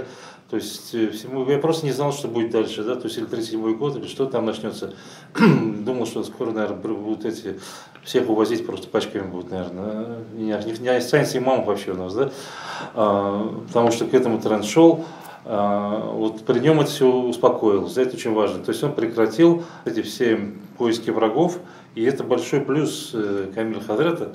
Ну, наверное, эта работа делается и ведется соответствующими органами, и они должны контролировать это, но это как бы вот нет такого, чтобы это громко было, то есть и прям чтобы врагами обзывали всех и назначали и так далее, и так далее. Вот это то, что стабильность наступила, это неплохо, я считаю. Это не брежневская стабильность, да? И для нас эта стабильность, она нужна. И вот плюс муфтията в том, что смогли создать в 1998 году объединенный единый муфтият. Многие регионы, или большинство регионов Российской Федерации, они до сих пор живут по 6, по 4, 3, 5, 6 в Екатеринбурге, по-моему, сколько, 7? 5, сейчас 5 осталось. 6 этих муфтиятов, там 7 доходит, и они дерутся, воюют с собой, и власть не знает, с кем работать, да? То есть они не могут донести чаяние мусульман простых до власти. Потому что по 5 муфтиятов, да, и кого слушать. Это очень важно, между прочим. Конечно, это определенное как бы давление власти, да, светской власти на религиозные структуры, но тем не менее вот этот диалог, то, что есть между ними, это очень важно для того, чтобы реализовывать различные задачи, которые нужны для мусульманского умы Татарстана. И если что касается критики, Рафика Мухаммедовича есть классификация, да, вот это он ее постоянно совершенствует.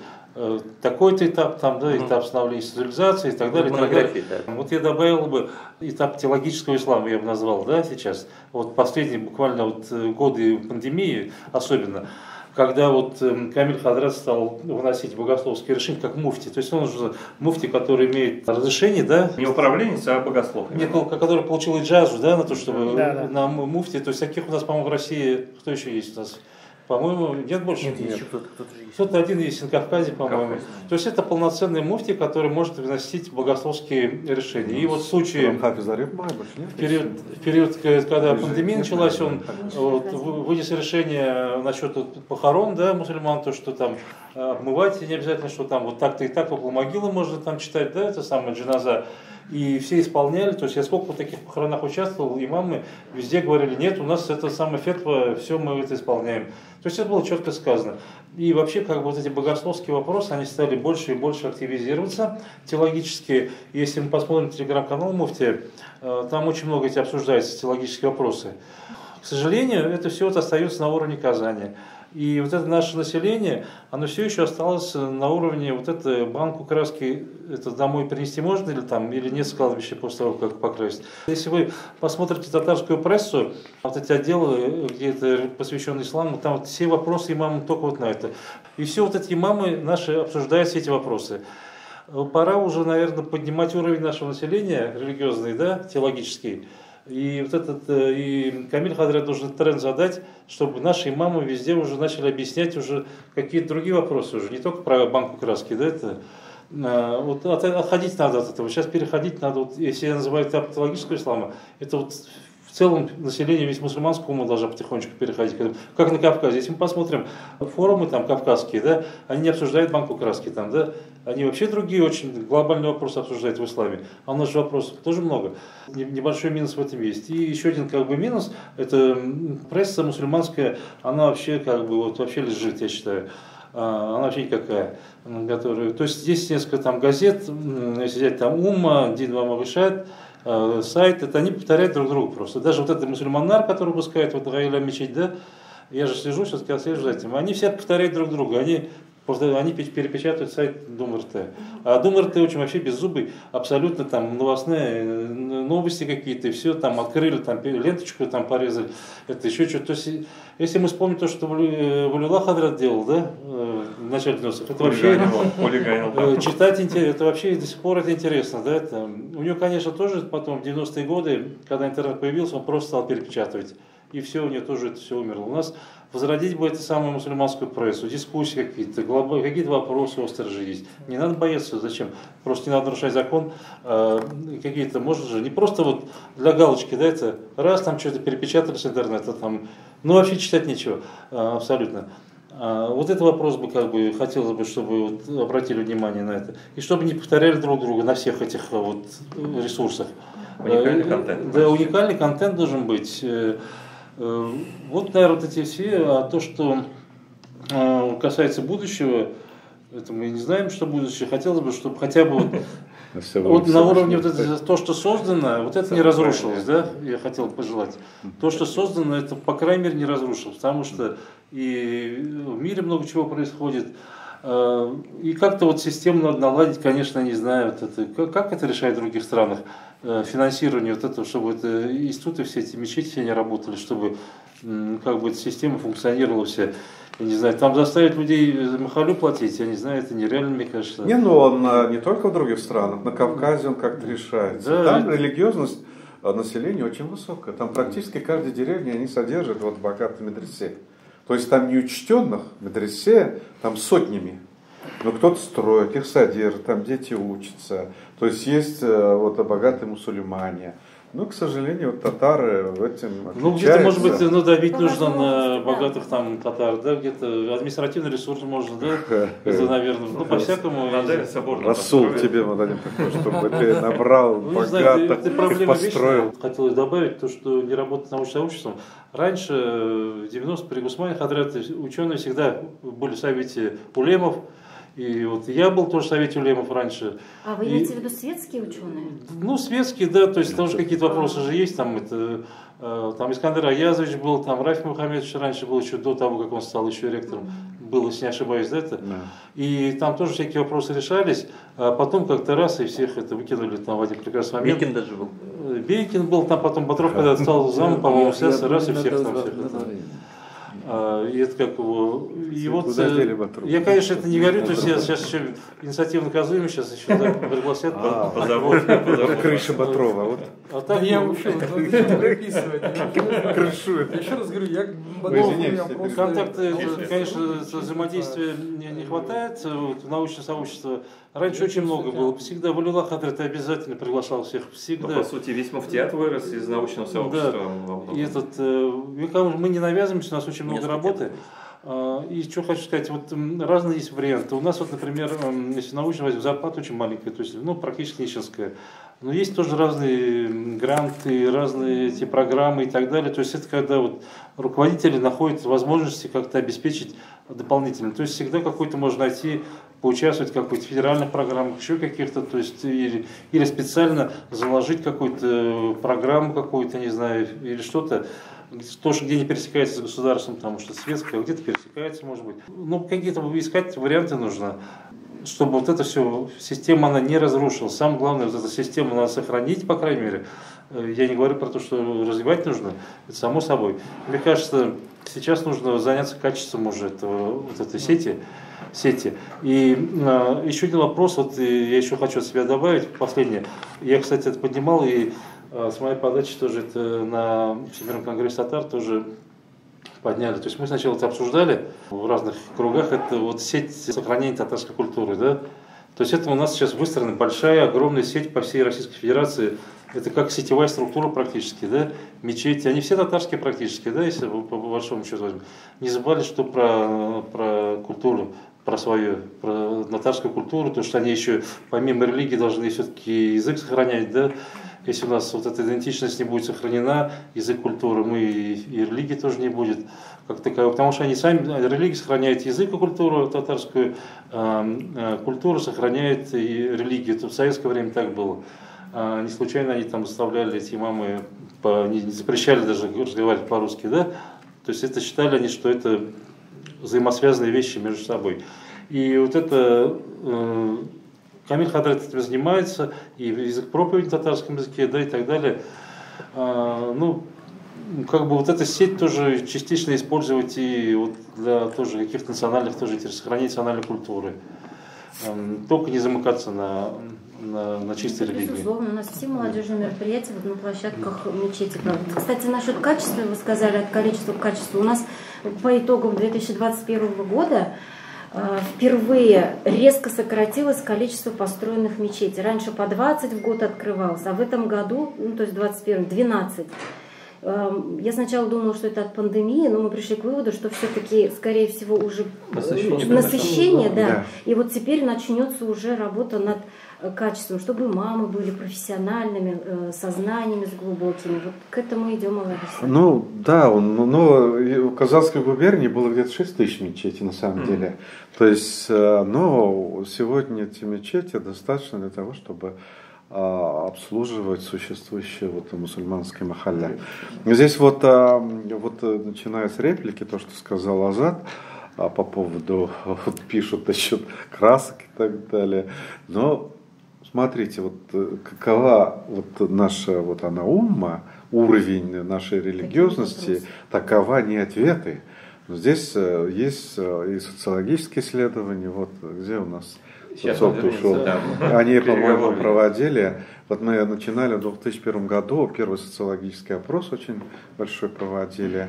Вот там было 85% татар себя считают мусульманами, этнические мусульмане, а вот 4% практикующие в 2001 году. Потом с фондом Гэллоп, по-моему, да, Гэллопа проводили в 2008 году, по-моему, в Дагестане и так далее. Там было где-то 12. Но религиозность себя считает где-то 85% татары. Вот уже практикующие, это с Дагестаном вместе было 12. Но сейчас может быть выше. Вот. И поэтому, к сожалению, вот вопрос состояния нашей мусульманской уммы, вот что вот. Поэтому, естественно, вот они задают такие же вопросы. Вот что там, краски, что с ним делать, кисточки. Но кто-то вынужден на них отвечать.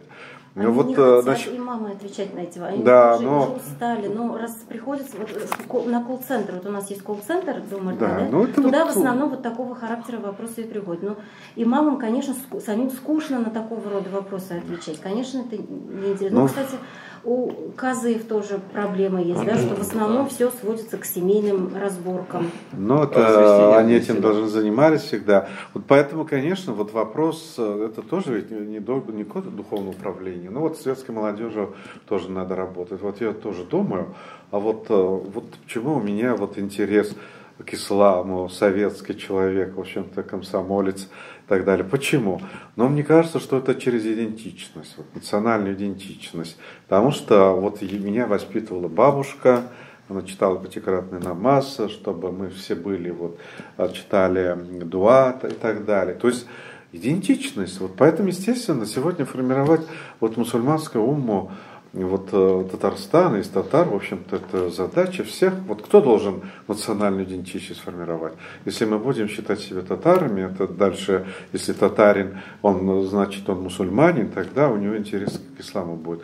Вот с этой точки зрения... Хазрат сказал эту фразу, очень сильно закидали его. Не, но вот поэтому это общая задача. Вот честно, это вот как раз религиозность у татар, она очень низкая, это никому не секрет. Вот по поводу... Тоже Азат говорил о том, что на Северном Кавказе, ну, например, крупнейшее учебное заведение, в общем-то, бюджет формирует богатый. Там вот, например, где он, Хасавюрте, или где крупнейший там университет. Они завод не знают, то не оборудование и так далее. Никто, ни фонд, никто им денег не дает. Полностью мецената вот содержит. Но, к сожалению, у нас такой возможности нет. Центр вот строится за ИСы, тоже только на пожертвования. Ну там ИСы, может уж я не знаю, там может быть и, кстати, Керимов обещал, то есть достроить его, то есть там другое. Вот с этой точки зрения, вот, может быть, у нас с татарами, этническими мусульманами надо вот работать, это задача. Örgün aytımda diniy nazoratının işçenligi alhamdulillah. O'sish bor, progress bor. Shulay bet endi. Mana milliy masalalarga kelganda bunda butunimiz bir tovushdan aytdik. U kerak. Tatariston Rossiya ko'lamida olganda ul center, o'zak. Bizga hozir vaqt kelib jetdi, boshqa tubaklardan kelgan diniy nazoratlari bilan da, mana bu tilakni aytasam kela, boshqa diniy nazoratlardan kela ekan, ularning qabul etib olar bilan da ishlaw. Ya'ni ularning mahallalari bilan da, ularning muftiylari bilan da, ularning o'quv yurtlari bilan da Tatariston ishlariga tegishli fikrni men ushlab kun aytasam keladi. Shu gina. O'ngishlar, xayrlisi. Ул бар endi, ул да бар. Ул да бар ekan, kelar. Сейчас посмотрим, пока biz выборочный гына ул, эми. Ну biz бунда булгач, үзәк булгач, любое килергә мөмкин, чөнки татар икән, аның үзәге монда.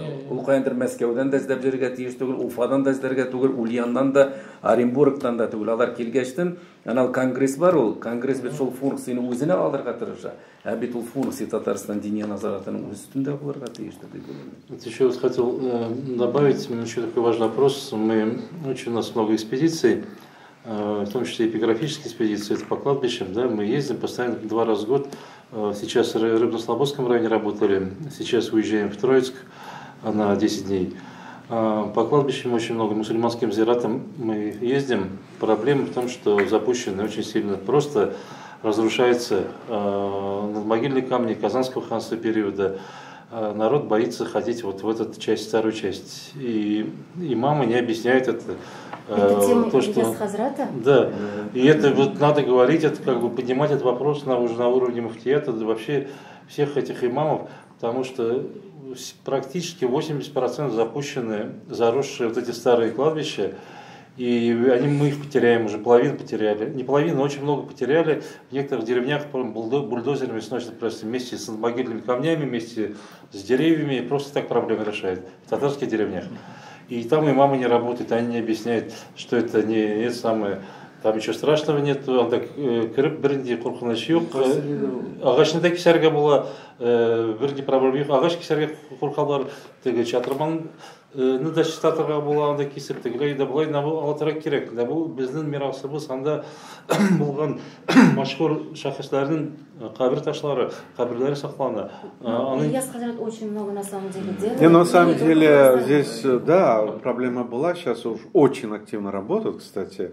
Это не только вот духовное управление мусульман, краеведы, практически многие вот и из этой истории, и али, описание камней. Вот, кстати, вот в Балтасинском районе, например, практически все 100% кладбища очищены, вырубили, старые камни выявили, их загородили. То есть в этом плане сейчас работа уже идет, может быть, она недостаточно, но она уже очень активно ведется по республике. Давайте мы к финалу двигаемся, да? То есть подводим итоги. Денис. Денис, там критику давай обещай. Да какую критику? Я же, как обещал, особо критики не говорю. Аффилированное лицо мы поняли, да. А? Нет. Аффилированное лицо. А почему аффилированное? Не аффилированное? Он же давно работал, это лет, он уже все. Это заинтересованный. Кумовство же, это все понятно.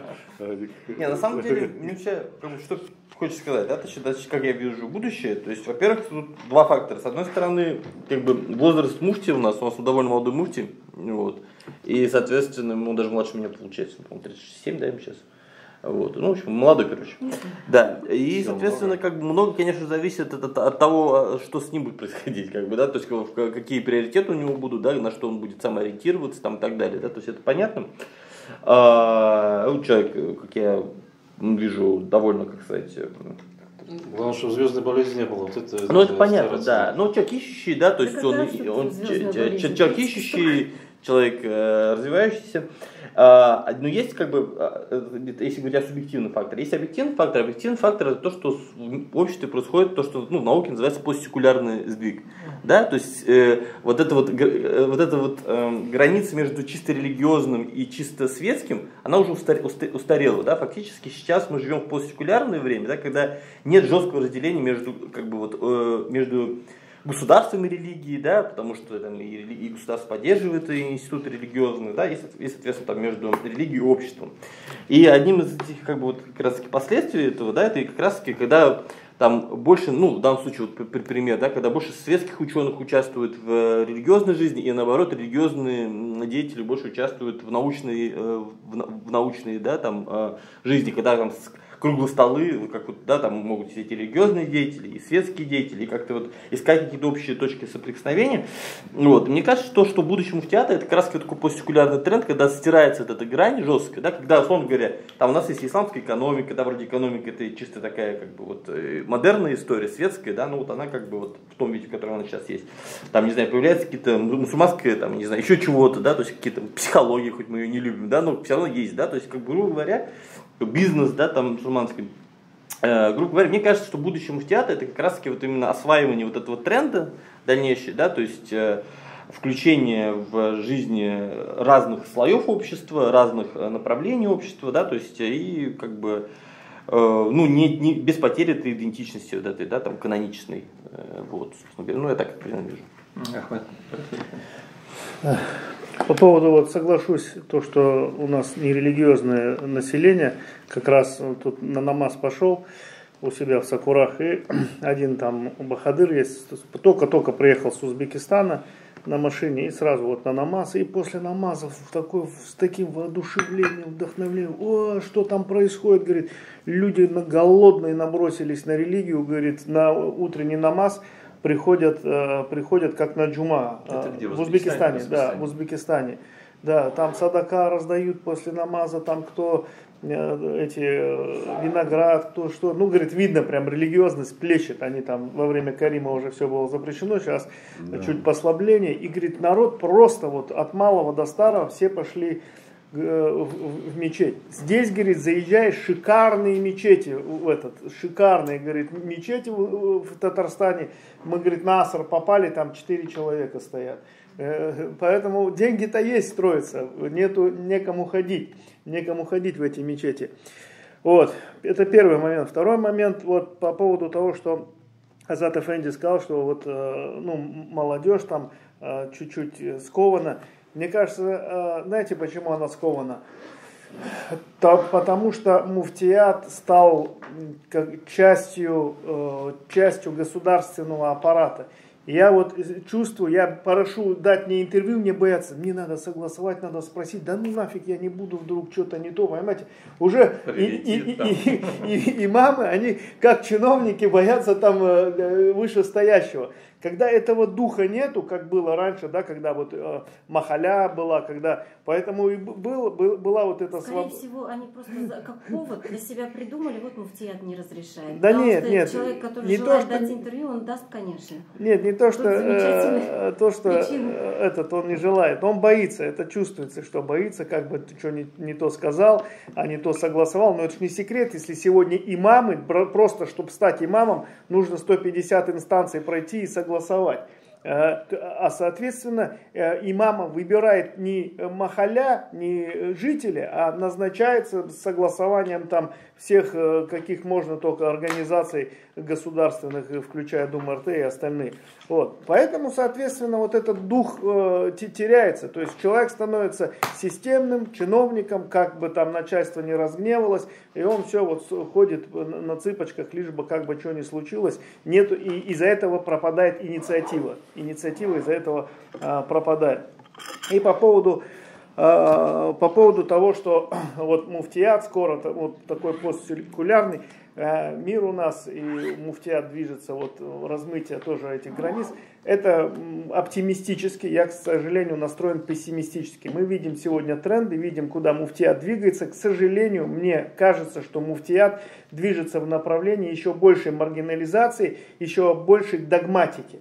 А вот эту нишу должны занять общественные, социальные, благотворительные организации, ученые, какие-то должны кружки появляться, мусульманские, как раз вот эту вот промежуточную область между светским и религиозным, между духовным, как раз и мы, альхамдулля, в Татарстане это сегодня видим, мы АНА-ЦРА, Центр реабилитации осужденных, там Ярдем, какие-то благотворительные фонды, они сегодня эту нишу занимают, и хотелось бы, чтобы муфтият, понимая, что муфтият, мы много возлагаем на муфтият, муфтият должен это, муфтият должен то, муфтият должен все. Мне кажется, муфтият свою роль выполняют, а вот эту вот роль должны уже как-то делегировать просто гражданскому обществу. Да.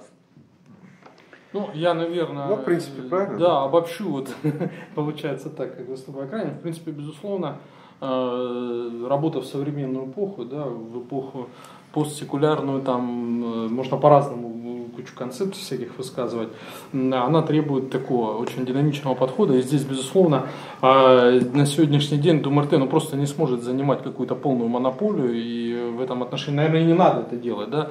А вот создавать какую-то почву для развития вот различных форм активизма, связанных в том числе с различными формами самоорганизации, это, безусловно, тренд. Ну и, конечно же, вот это, вот сейчас от количества к качеству переходим на такой диалектический марксистский тезис, конечно, но на самом деле, безусловно, это важно. Вот здесь и Расул, и Азат Масович говорили о том, что и как и ученые, как и представители СМИ, здесь, понимаете, безусловно, духовное управление, и они должны сейчас качественно смотреть на вот догматические вещи, потому что одними, безусловно, когда говорить, тем более, когда речь идет о каких-то интеллектуальных вещах, там, разговорами о красках и там, как правильно сделать омовение, не обойтись. Нужно, и там целый ряд. Вот Расул сказал, говорит, вот там атуридиты, ашариты, там, извините, у нас не каждый, честно говоря, представитель духовенства сможет разъяснить разницу между ашаризмом и матуридизмом, там, да и между ханафизмом и шафизмом тоже, там, у них только, у некоторых такие самые общие представления, то, что там на намазе руки держат так, а руки так, на этом, собственно, и заканчивается. И это, на самом деле, вот переход к такому качеству, потому что он, безусловно, необходим в контексте, в том числе, вот, мировоззренческих вопросов, о которых мы все говорим. Это, безусловно, так важно. Но и с другой стороны, опять-таки, вот при этом переходе, понимаете, ну, обыденное сознание, оно всегда было, есть и будет. И работать на уровне там высоких интеллектуальных схем, это обыденное сознание ни сейчас не будет, ни вчера оно так не работало, ни послезавтра не будет так работать. Поэтому здесь нужно искать какие-то такие моменты, как увязать вот эти там концептуальные, интеллектуальные сферы, да, которые могли бы... Да, с низами, потому что это отдельная задача, это вот задача и средств массовой информации.